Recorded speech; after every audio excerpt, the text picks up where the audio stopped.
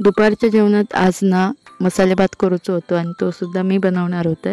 तर ही रेसिपी मी कॉलेजमध्ये असताना शिकलेलं आहे। त्याच्यासाठी 1.5 वाटी तांदूळ आणि 2 प्रकारचे डाळी घेतलेले आहे, जे की व्यवस्थित स्वच्छ धुवून घ्यायचे। त्याच्यानंतर आता आपल्या फोडणी करूची होती, तर एक कुकर घेतलं, त्या कुकरमध्ये घालायचं तेल।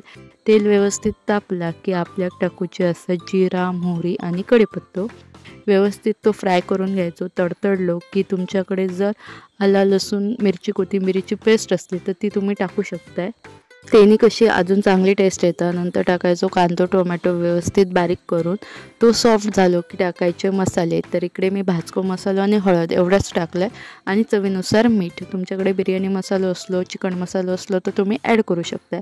नंतर टाकायचो आपलं स्वच्छ धुतलेलो बटाटो आणि तो सुद्धा मसाल्यांमध्ये मिक्स करून घ्यायचो। नंतर टाकायचं तांदूळ आणि डाळ, जी की आपण आधीच स्वच्छ धुवून घेतलेली, आणि ह्या सगळ्या मसाल्यांमध्ये व्यवस्थित मिक्स करायचा। आणि त्याच्यानंतर आपल्याला टाकूचं असं पाणी। आता ह्या पाणीसुद्धा तुमच्या अंदाजाने तुम्ही टाकायचा। तर मी इकडे ना 1.5 तांब्यो पाणी टाकलं आहे। त्याच्यात व्यवस्थित अगदी भात शिजता आणि वरून झाकण लावायचं कुकरचं आणि 3 शिट्ट्यांमध्ये आपलं मस्तपैकी भात रेडी होता। आणि हो भात माझा ऑल टाईम फेवरेट असा। तर ह्या रेसिपीक तुम्ही मसाले भात खिचडी काय पण बोलू शकता। तर आजची रेसिपी आवडली तर चॅनल का लाईक कमेंट शेअर आणि सबस्क्राईब मात्र नक्की करा।